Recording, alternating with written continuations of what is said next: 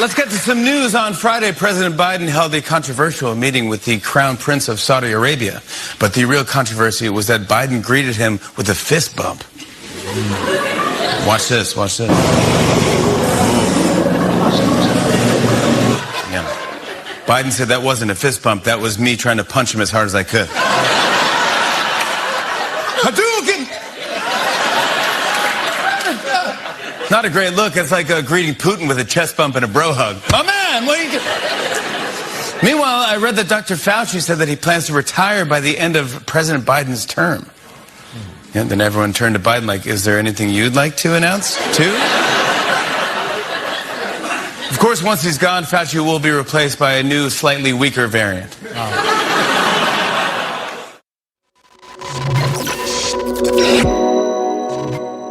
Today is Tuesday, July 19th, 2022, and Kamala Harris compares abortion to slavery, accidentally making a pro-life argument. White House press secretary does not know who Clarence Thomas is, and CNN destroys the Biden presidency. My name is Benny Johnson, and this is The Benny Show. We are excited today. We are joyous today. Our hearts are light today, and there is a pep in our step because...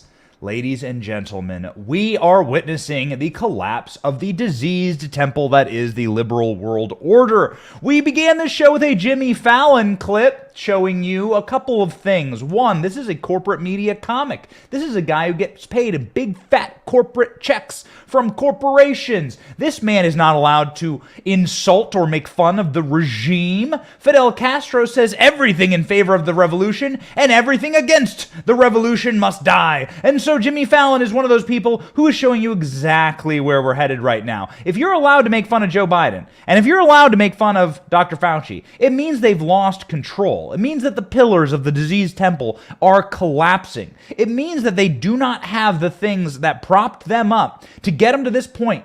They're done, and they know it, and they're finished, and they're gonna act in their own self-interest now. Jimmy Fallon needs ratings. CNN needs ratings. We're gonna get to later in this show how CNN is just gone and done it. Damn gone done it. That's what CNN is. They gone done it. Joe Biden, they have torpedoed and flown the kamikaze directly into the USS Biden. It's finished. The polling out from CNN is so catastrophic, and so you see these collapsing of the pillars, the entertainment pillars that made Joe Biden approachable and human, the media pillars that propped Joe Biden up with fake polls and lies that he was a foreign policy expert or that he was sentient, right? That he had any capacity for senility. These pillars are collapsing in real time, and then finally the pillars of the Democrat Party base. His own base is collapsing in support of him. They don't support the man anymore. The New York Times proves it. Poll after poll proves it. Young people, black people, Latino people fleeing this diseased man. And not just because they don't want their hair to be sniffed. No, because they know that what he is doing is making their lives worse. It's very simple. Making their lives worse. And we just want to say, before we get to our first story, thank you for making our lives better. We have been seeing record viewership. If you want to help out this show, it's very simple. We'll never ask you for money. We know it's hard times for a lot of people. People we know can barely afford gas to get to work. And so we ain't doing that. The number one thing you can do to help us out, subscribe to our show. Subscribe to our podcast on Apple Podcasts. Open up that little podcast app and just click subscribe. That really helps us out. Share this show. Click like, ding the bell on YouTube, and keep watching on Rumble. We're growing like crazy, and it's because of you, and we just want to say thank you. It's also because of our boy Sam, the Sam Cam, ready to go. Sam in the studio. Look at us go. The Sam Cam is ready to rock. Sam's going to be going on his honeymoon pretty soon. It's going to be amazing. He ain't taking the Sam Cam on his honeymoon. I promise you that. It's illegal, and we wouldn't want the show to get kicked off the air. So we wish Sam the very best. And because of you, we can have this great studio that we're building out and this great system to bring you the news that you can use in the news you want to hear and cover the stories that you see as valuable. And this is a story that I wanted to lead off with today. Even though the Biden administration is collapsing from within, there are a lot of really juicy stories. This stuck out to me as just such a plainly obvious boomerang. You throw the boomerang, and it hits you, clocks you right back in the nose, gives you a bloody nose. Wile E. Coyote finds the Acme rocket and fires it, okay, to get to the Roadrunner, and it turns out that his leg is tied to the rocket, and he just gets dragged through the desert, and he hits a boulder and falls off a cliff. This is such a self-own by Kamala Harris. It just smacked me yesterday as so endemic of this administration's inability to message, communicate, or even think through the next step of the argument. They ain't playing checkers and chess. They ain't even playing chess. I'm sorry, they ain't even playing checkers. They ain't moving the pieces like even one step forward. They're like trying to balance one block on top of another and incapable of doing that. It's not possible for them to put a puzzle together with just two giant pieces. They can't do that. You're talking like literally the lowest possible end of the recovery room inside the nursing home. They can't do the simple things right. And so thus, we had to show you how Kamala Harris is making pro-life arguments for the rest of us yesterday. Kamala Harris compared abortion to slavery. Now, this is, again, a repugnant thing to do in politics. If you are losing the argument in politics, you either bring up Hitler, right? This is how you know you're losing. You bring up Hitler or slavery. It's either slavery or it's Hitler. And, okay, so I'll make the arguments both ways. But what Kamala Harris said is that claiming ownership over human bodies is an American pastime. America has a history of claiming ownership over human bodies. Harris compares abortion to slavery. Kamala Harris said this in remarks yesterday at the NAACP 113th National Conference. I'm going to play you the comments, and then I'm going to show you exactly how Kamala Harris made our point for us. Go. We know, NAACP, that our country has a history of claiming ownership over human bodies. Okay, so that's weird. What do you mean by that? Well, she means slavery, right? So what she's trying to do is make the connection that stopping a woman from killing her unborn child is slavery. Now, here's the problem with that argument, and it just really does go on to show you how incompetent this administration is. Kamala Harris lost a speechwriter this last week after 4 months. So Kamala Harris's chief speechwriter left after 4 months. In her resignation letter, she wrote, "I resign because I'm resigning. My resignation is resigning, and because of that, I have resigned." That was the speechwriter's resignation letter. But Kamala Harris doesn't think through the argument here, because slavery is, by definition, and I am sitting here looking at Encyclopedia Britannica definition of slavery, when somebody loses bodily autonomy, when another person controls your fate and your body and your very life. The definition of slavery, properly applied, would be you taking a sentient human being and controlling their life, meaning you could murder them and you'd have the legal right to. That's what the definition of slavery means. So in this allegory, actually, the people who would be the slave owners are the abortion on demand, abortion up to the point of birth people. Those are the people who would be the modern day slave owners, because they're the people who do not respect a human being's right to life, right to self-determination. Make it very clear for you, never in the history of humanity has a child chosen to be aborted. Never in the history of humanity has a child opted to be killed in the womb. Every single child wants the right to life, and every child is guaranteed the right to life here in America. It is woven into our very foundation of our Constitution. Life, liberty, and the pursuit of happiness is written right there at the very top. That means that in America, unlike many other nations, you have the right to life. It is your birthright. And so it is truly maniacal for Kamala Harris to try and make this conflation, but in doing so, swings the bat as hard as she can, and it boomerangs back around and clocks her right in the face. Because this metaphor, don't hunt. This doesn't work. The people who are violating human rights and the people who are violating bodily autonomy are indeed the abortionists, who are not giving an American a different body, a different being, somebody with different DNA, a chance at life. The end. But thanks again, Kamala. Really appreciate it. Karine Jean-Pierre was asked about Kamala Harris's comments at the White House. She had this to say. Classic. Just following up on something the vice president said today, does the president agree with her that the recent Supreme Court decision on abortion access is similar to slavery? I have not seen her comments. I would like to see her comments for myself Her comment before. was, we know at NAACP that our country has a history of claiming ownership over human bodies. And today, extremist so-called leaders are criminalizing doctors and punishing women from making healthcare decisions for themselves. Well, she is correct. Today's decisions are criminalizing doctors and essentially taking the rights away from women, taking the freedom away from women, really taking away people's privacy. That does matter, and that is important. Slavery, so the president agrees. For me, I appreciate you reading out what she said. I need to actually see exactly what was said and in what complete context. That's what I need to do as a spokesperson for the administration.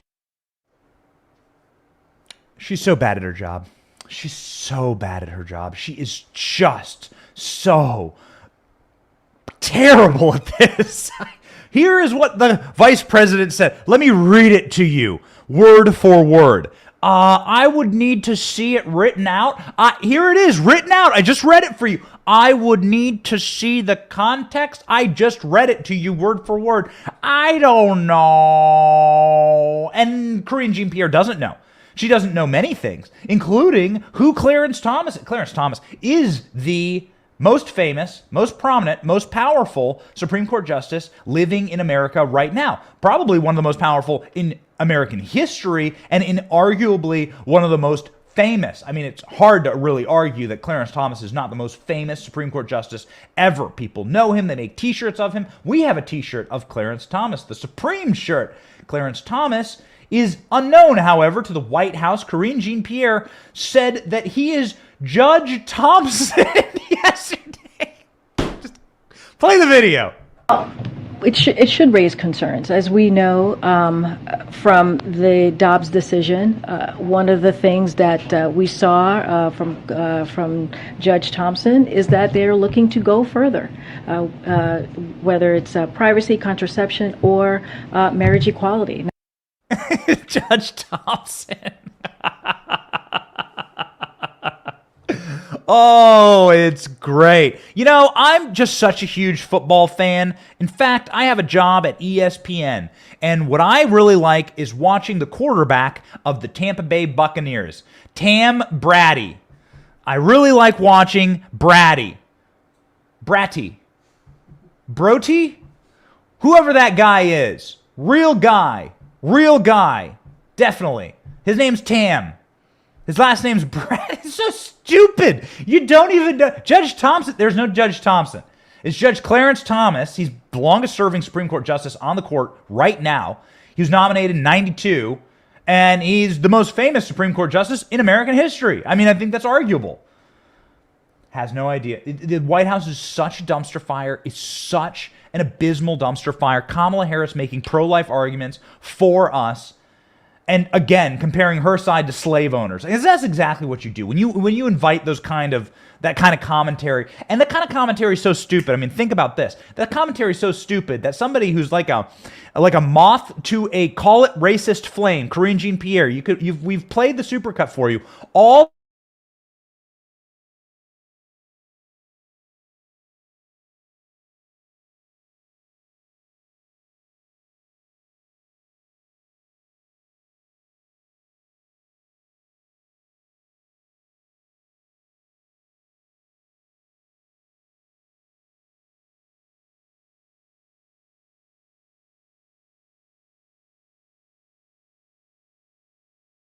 Jean-Pierre, this is her only trick, the one trick pony, is to call everything I don't like in the world is racist. Karine Jean-Pierre can't do it. Even Karine Jean-Pierre is like, I don't know, man. That's a little far for me. This is how miserable the White House is, and it's not getting any better because CNN has just dropped the nuclear weapon on Joe Biden's presidency. It's uranium-235. The atoms split in midair. They'd hit the ground, and the Joe Biden administration has been atomized, vaporized, finished. CNN released their own polling yesterday and has been talking nonstop about it. CNN says that Joe Biden is the most unpopular president in American history. Now verified, finished. You're done. Pack it in. The turkey's cooked. Joe Biden is done. This is the last pillar of the diseased temple that was propping up Joe Biden, and it has now crumbled completely. The last pillar was the corporate press. Joe Biden wouldn't have been able to assume this office without the corporate press. Joe Biden didn't campaign. We covered yesterday. Joe Biden might have been taking senility pills according to Tucker Carlson, on the campaign. This administration is a disaster, and without the corporate press propping them up and doing their narrative messaging for them, you wouldn't have a Biden administration. So when CNN is now saying, it's time to take the bat to the old knees of the administration, time to get our Nancy Kerrigan on with old rickety Joe Biden shuffling around, boy, oh boy, it is time to panic, and that's exactly what's happening. What did CNN find in their poll? They found that 38% of Americans approve of Joe Biden. That is the lowest in presidential history at this point. 25% think he's done a good job on inflation. That's also historically low. And CNN cannot stop talking about this on air, which is an extra insult to injury, because everything CNN publishes doesn't mean they have to do long, drawn-out segments on it. I'm going to show you a segment here with Jake Tapper and David Chalian of CNN, and the nails that get pounded into the coffin are just never ending. Okay, let's go. First clip from CNN. Showed his overall job approval rating a bit earlier. Here it is again. The 38% approve, 62% disapprove. This is a numeric low mark for the president in CNN polling, but he's been in this low range, which is a big warning sign, of course, for his party. But I would also note Republicans and independents have stayed pretty consistent. One of the reasons his numbers have gone down a bit, Jake, is because he's losing support among his fellow Democrats. Then we asked folks, how's he doing on a series of issues? 46% approval on the situation in Ukraine, 39% approval on immigration. But take a look at these numbers here. On the economy, he's at 30% approval, below his overall approval. And on inflation, only 25% of respondents approve of how the president is tackling what is the most pressing issue by far, people say, in terms of how the economy is impacting their family. So two things in that clip that are very important. David Chalian saying that the reason that Joe Biden is hitting historic lows is not because Republicans have moved or independents have moved. It's because Democrats have moved. It's because his own party have moved against him. And his own party is saying that Joe Biden is getting a 30% on the economy and 46% in Ukraine. Remember, Ukraine was supposed to be the current thing. The message was about Ukraine. This was supposed to be the moment where the West stood up and that Joe Biden became this gallant white knight riding the white horse over the mountaintop. And Gandalf the gray, Gandalf the white, comes and saves Helm's Deep, right, from the Russians, from the orcs of Vladimir Putin. Not the case. Joe Biden's underwater with Ukraine, and we have done nothing. The Uniparty has done nothing but helicopter money right into one of the most corrupt regions on planet Earth. Volodymyr Zelensky has now fired, I think, his entire government. According to recent reports, it's like a 26-year-old with zero government experience who's now in charge of messaging for Ukraine. Guys, it's a nightmare what's going on over there. There's no accountability for where the money is, but they're just going to fire hose more inflationary cash into that region. And Joe Biden and the Americans are sick of Joe Biden doing this. Americans are sick of watching our prices spiral upward. And Joe Biden says, hey, baby, you gotta pay more back to boots at the mass station because of Putin. You get to pay, the gas nozzle goes right in your Putin. And this is exactly what Joe Biden says. Americans are saying, hey, get bent, you old grandpa, you old shuffling around mustard-stained bathrobe jerk. I am not going to be paying more money. I can't take my kids to soccer practice because of your war in Ukraine. Joe Biden underwater in Ukraine is the biggest takeaway from that, other than the fact that Joe Biden is losing support among Democrats. The crumbled disease temple has collapsed. Check out the next clip. Ooh, it gets juicier. CNN saying that 21% of Americans think things are going well. Woo! How well are things going in the country today? Only 21% say things are going well. I want to put that in some historical context for you. 21% is the low point. This goes back, in fact, off this chart, Jake. You have to go back to 2009 to find a time when the American electorate was this dissatisfied with the way things were going in the country. And when we ask specifically about economic conditions and we say, can you rate the economic conditions today? Look at this number. 82% of respondents in this poll say economic conditions in America are poor. Only 18% say that economic conditions are. You have to go back to 2009 to find a time when the American electorate was this dissatisfied. What happened in 2009? Well, Republicans won 60 House seats. That's what happened in 2010, and then they won the Senate back in a historic, absolute repudiation of Barack Obama and his socialist administration. It truly is historic times that we are living in. Joe Biden is actually more hated by his own party than any incumbent president ever in history. So you're talking like historic numbers within Democrats. If you pull the crosstabs of this polling out, you're seeing the least popular single party president. It ain't even Republicans doing this damage. It's Democrats. Joe Biden is less popular than ass cancer. The next clip proves it. Go. How is Biden doing compared to his predecessors? One way we look at that, Jake, we ask folks, do you believe Joe Biden has the right priorities? Okay, so right now, only 31% say yes, President Biden has the right priorities. 68% say no. This is up 10 points since we scored this last year in the Biden presidency. So now let's take a look at how that 31% who say yes, he has the right priorities stacks up against his modern era predecessors. Look at that. Not very well. 31% for Biden is clearly the low water mark of all Trump, Obama, Bush, and Clinton on this score, Jake.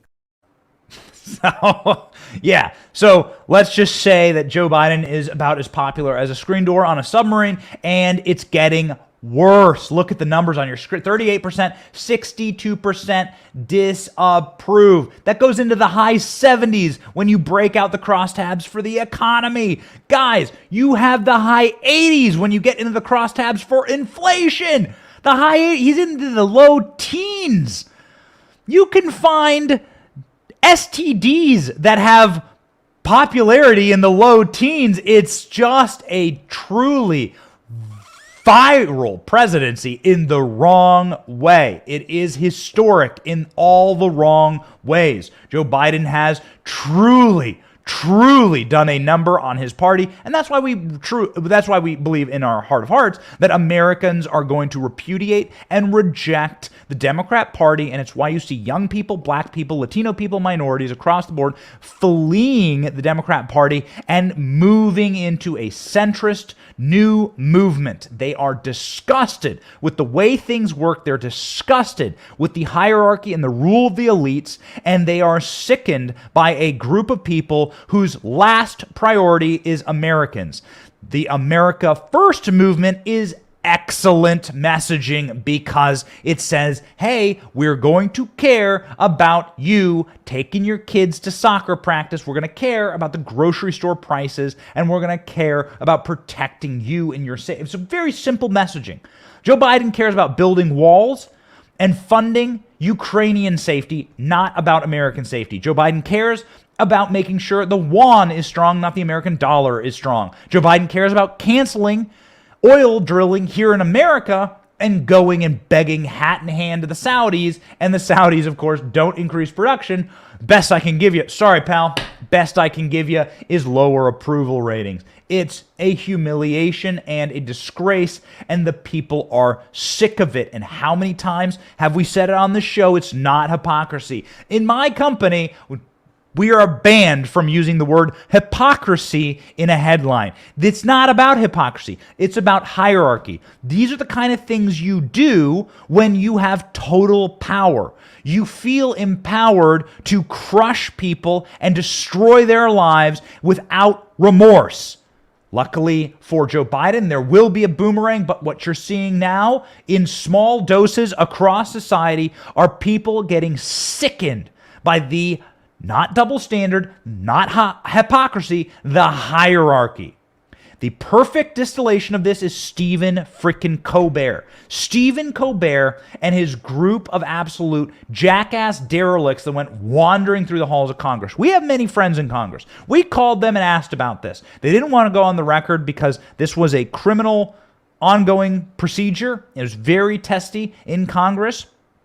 But maybe some of them will go on the record now that Stephen Colbert's Late Show staff have been essentially let go. They won't be prosecuted in Washington, D.C. for unlawful entry into the United States Capitol. DOJ says they wouldn't have been able to get convictions for those, including the comedian behind Triumph the Insult Comic Dog. Now, a couple things here. I am pro-comedian. I am pro-comedy. I am pro-comedy that offends me and that upsets me. That's not bad comedy. It's not even offensive. It's just something I don't like.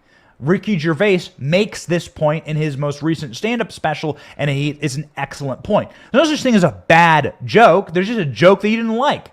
Well, that's your problem, pal. Move on. There's no such thing as like bad comedy. It's just comedy you don't like. Now, I think these people are jackasses. I think they haven't been funny in decades. I think that Stephen Colbert has the woke mind virus, and Stephen Colbert is truly not funny. It's anti-comedy, what he does. But he has a right to do it legally. That's the problem. So what happened here, according to our sources in the United States Capitol and the United States Capitol Police, who have spoken to us directly about this issue, is that Stephen Colbert's team of comedians were welcomed into the U.S. Capitol compound. It's a large compound made up of 5 different buildings, and they were welcomed into this compound, and what they were doing is they were harassing members of Congress. Well, okay, that's fine.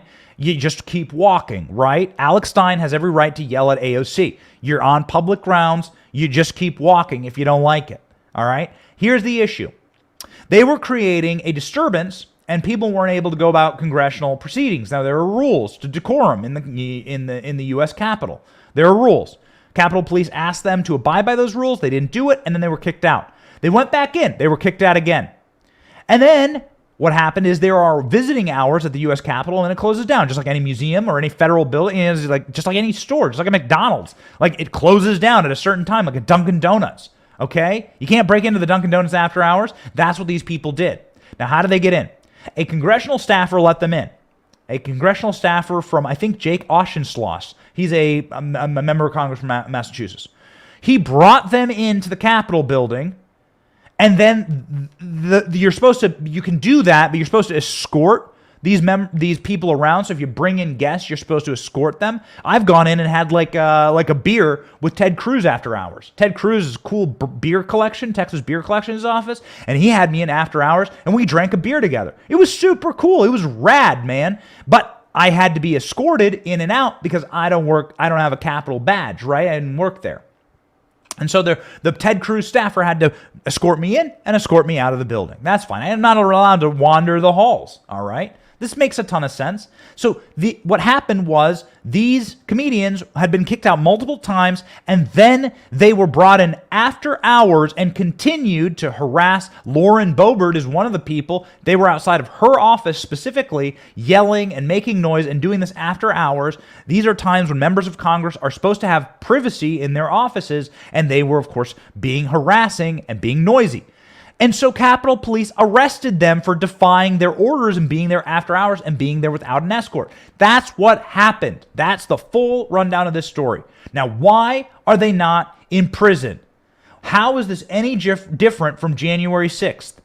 Unlawful entry is where they're putting multiple January 6th defendants, including people that I personally know. I wasn't actually aware that somebody who I knew growing up is now serving time in federal prison because they were welcomed into the Capitol by police officers, right?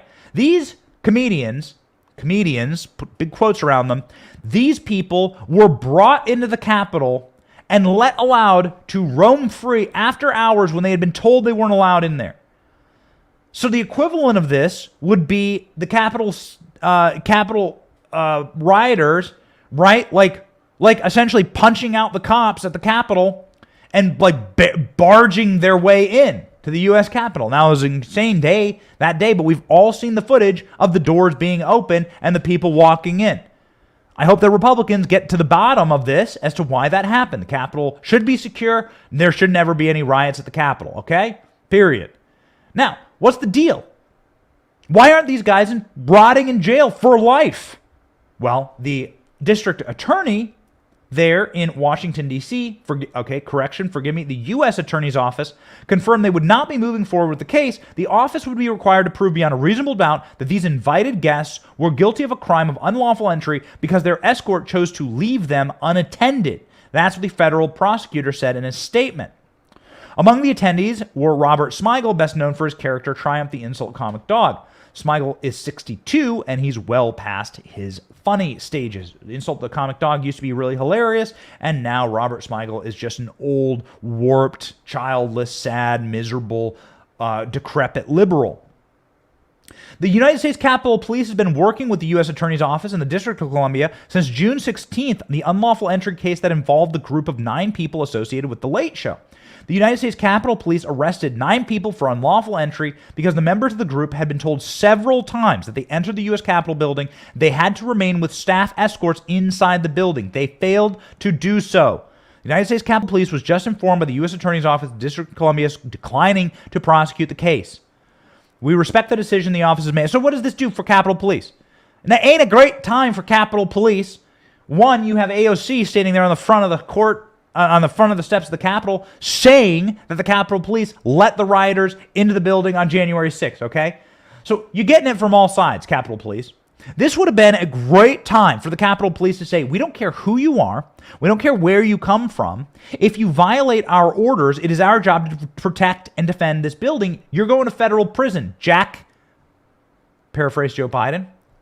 But to paraphrase somebody who governs like Joe Biden, Fidel Castro famously said, everything is permissible in service to the revolution, and everything that goes against the revolution will be crushed.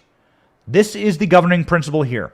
If you are on the side of the ruling class, if you are a comedian doing the dutiful service, licking the boots and kissing the asses of the ruling party, if you are Stephen Colbert, if you are the PR wing of the Democrat apparatchik, DNC comedian, he is a DNC certified comedian, a corporate comedian, licking the boots of the Democrat Party in service to permanent Democrat rule, then you don't have to have any consequences for your actions. That's what's going on here. Everything in favor of the revolution is permissible. By the way, Fidel Castro says that while he's enslaving black men and gay men for being black and gay. Sometimes both. Check it out. And then torturing them to death. Go ahead and look, Che Guevara. When you're wearing a t-shirt from Hot Topic that has Che Guevara on it, you should go ahead and check out what that dude did to your protected classes, libs. Everything in favor of the revolution is permissible, and everything against the revolution will be crushed. So, if you're Granny and you wander into the Capitol waving a 99-cent American flag from Walmart, you go to federal prison. Are you 72? It doesn't matter. You're going to jail. If you're doing arguably worse because these people were told multiple times to leave the U.S. Capitol, then you get off scot-free. They won't even prosecute you. They wouldn't even take them to trial. Like, it'd be worse if, like, you get brought to trial and then a Washington, D.C. jury full of smug a-holes throws you the key to get out of jail. That's what they did with Michael Sussman in the Durham case. Durham never lost a trial, but hey, you never went up against the Uniparty in Washington, D.C., and that's what happened. This is what people are sick of. This is what people are repulsed by. And this is why you will see the true revolution coming here in America. And it will be a peaceful revolution of people saying no to the hierarchy. That's what's about to happen. And this is exactly why I'm looking at polling right now that says trust in our corporate press is at an all-time low, at 11% and 16% for television news and newspapers. So what Stephen Colbert does for a living, yeah, that's at 11%. Trust in the corporate press. This is why, you jackals, shame on them. They should spend the rest of their lives in prison. I truly hope that there's some type of mechanism where, when Kevin McCarthy takes over, where they can recharge these people. I really do. I really hope so. I hope they open an investigation into this insurrection. Absolute jackals. Well, Republicans are indeed fighting back and doing it in a based manner, and we are very excited for what's queued up. Kevin McCarthy signaling and Senate Republicans signaling that they are about to make life a living hell for leftists inside the Capitol. It ain't going to be pretty, and the tears are going to flow, and they're going to taste like ice cream, and we're going to drink them all. Republicans launch a bill that would require fathers to pay child support to unborn babies. Good, yes, great job. Great, love, thank you, good. Marco Rubio is sponsoring this bill, and this is absolutely in line with our values. The values saying that, yes, the child has its own DNA, has its own gender. The unborn baby has the capacity for life. It is illegal to smash a California condor egg. Why do I choose California condors? Because they're insanely rare and extremely endangered. There's only a handful of them left.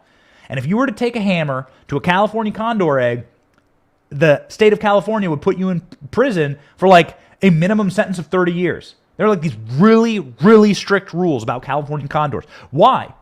Well, if you smashed a California condor egg, what you would be doing is you would be hurting the thing that had potential for life. You'd be killing it. You'd be killing a thing that had the potential for life to give forth life to a endangered species.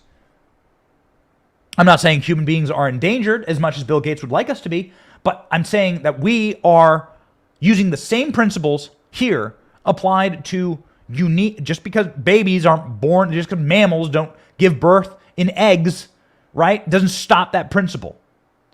Except for, I think, a platypus. I think platypus is like the only mammal that gives birth in eggs. It's insane. Like when scientists found the platypus, they didn't believe it was a real animal. Great story. I've never seen a platypus. I'd like to meet one. I'd like to own one. Can I have a pet platypus? I'm not sure. If we did, we'll put a camera on it and it can be part of the Benny Show. Republicans launch bill that would require fathers to pay support for unborn babies. Senators say legislation would make it possible for a mother to get back pay as early as conception. Way to go. Senator Kevin Cramer, Republican North Dakota, introduced the Unborn Child Support Act last week that would amend the Social Security Act to ensure that child support for unborn children is collected and distributed under the support enforcement mechanism. Good. Go in. The bill has 9 Republican co-sponsors already: Marco Rubio, Rick Scott, Blackburn, Hyde-Smith, and so on and so on. Pro-choice advocates have accused Republicans of not providing enough assistance to mothers or children despite being pro-life. The bill looks to remedy such criticisms, particularly after the Supreme Court overturned Roe v. Wade and Dobbs.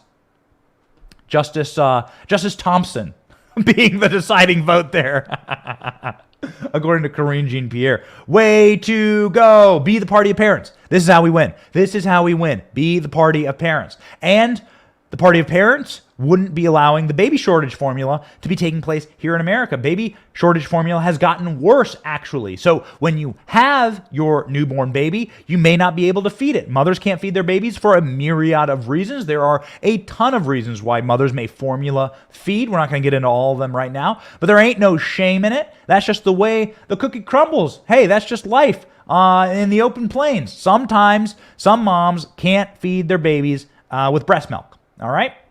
So they need formula, including multiple mothers in my direct family need formula, and the formula shortage has gotten worse. It's fallen out of the news, but we're going to cover the story because it's very, very important. Baby formula shortage gets worse. Biden announces his 17th international delivery of out-of-stock numbers rise to the highest level this year. Joe Biden said that we would have food shortages. What he didn't delineate was that it'd be food shortages for teeny infants, American babies.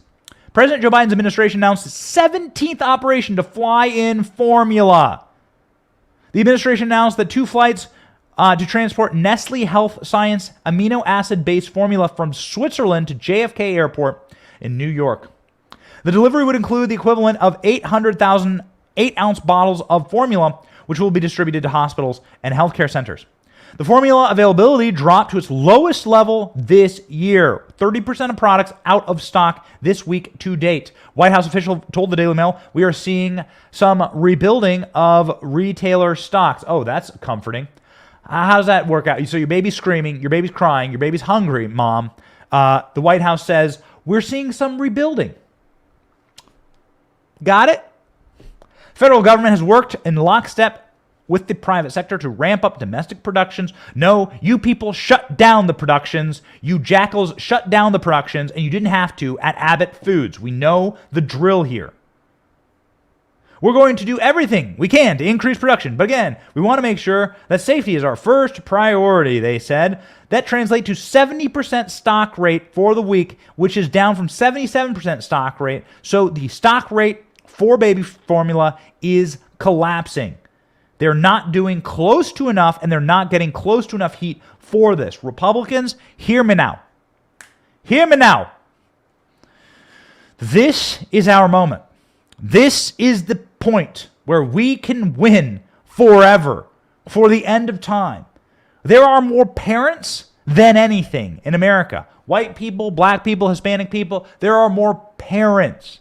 Parents is the largest and most motivated voting bloc in this country. Why are they the most motivated? Because they have the most to lose. Nobody wants to lose a child. Nobody wants to see their child go hungry. There's not a single parent on planet Earth that wants to see their child live a worse life than they lived. Why is that? California condor eggs, baby. It's in our nature. It's in our nature. You don't want to punch a baby. You don't want to smash an egg. You want to be kind to a baby. A little baby smiles at you. I have a 3-month-old. Little 3-month-old's all smiley now. There's a stage of baby development where they just smile all the time. That's all they're doing. They're smiling and laughing. And my 3-month-old, her name's Juliet, and she's in that stage now. And it is adorable. She just makes hearts melt everywhere she goes. It's in our nature. And so parents are the most motivated voting base in the country. And so every issue is laid on a platter for the new right to take on and become the party of parents. Critical race theory, gender indoctrination, baby shortage formula, school safety after Uvalde, and after we've seen this just repulsive footage of the Uvalde police officers, 400 police officers just doing nothing. You brought in the size of an army. How many guys were at the Alamo? There were only 500 guys at the Alamo. So you had more armed cops in full tack gear sitting there at the Uvalde school versus one dude. You had all of Santa Anna's army attacking the Alamo. And you had the number of guys that were defending the Alamo there in Texas, and you can't take on one clinically depressed, inexperienced, translucent skin, total loser that's sitting there, scum of the earth, satanic, demon-possessed, human trash who goes and kills children. Unbelievable. What is happening now is a moment where we can take back the narrative and say, we will be the party of the parents. We will defend the kids in their schools. We will give the children food. We will make gas cheaper so you can drive your kids to soccer practice. And by the way, the American dollar is now more valuable than the euro. So it is officially called soccer. It is no longer called football. We know what football is. It's called soccer. Eat it, Europe. All right? You now are forced to say soccer because the American dollar is worth more than the euro, shockingly. You people. Anyhow, the truth is that this is the winning message and the winning path forward for the new right. Make parenthood, make creating children, make the defense of parenthood and the defense of the family the cornerstone of our party. Forget all the other forget every other talking point. If you just did that, made lives good for parents and children around the country, you'd win for the next 100 years. That's where we're at. We want to win, and we are winning, and we thank you for being part of it. We are winning because we have our priorities right on the show. God, family, country. God, family, country. That is the priority for the show. We are the new right. We are ascendant. We are 80% of the country, and we're going to act like it. We're free men and women. We were born this way. And thank you for joining us today on The Benny Show.